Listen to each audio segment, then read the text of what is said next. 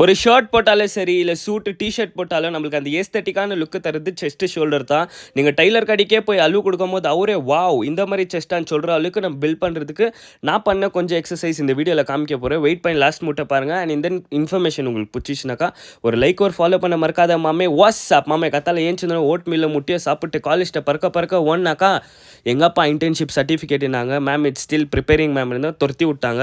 அதுக்கப்புறம் வீட்டுக்கு வந்ததுன்னா காலா நம்மளை பார்த்து பொறா சாப்பாடு காத்தாலேருந்து போடலன்னு சொன்னால் வரும்போதே சிக்கன் வாங்கிட்டு வந்த சிக்கனை ஃபுல்லாக க்ளீனாக வாஷ் பண்ணிட்டு அதில் கொஞ்சம் மஞ்சாவை போட்டு வச்சிட்டேன்.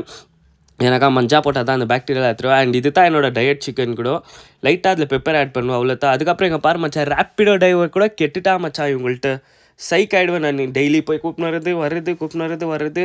அதுக்கப்புறம் ஒரு வாழைப்பழம் அதில் லைட்டாக சின்னமன் பவுடர் போட்டு ஒரு பிளாக் காஃபி வச்சுட்டு ஓடுற ஜிம்முக்கு இங்கே வந்து பாருங்கள். ஃபர்ஸ்ட் வேரியேஷன் வந்து இன்க்ளைன் செஸ்ட் ப்ரெஸ் போட்டுக்கினேன். வெயிட் முக்கியம் இல்லை, நம்மளுக்கு அந்த கண்ட்ரோல் ரெப்பு தான். நம்ம அப்பர் செஸ்ட்டு பில்ட் பண்ணால் தான் நம்மளுக்கு சக்கத்தான செஸ்ட்டு ஒரு லுக்கு தரும்.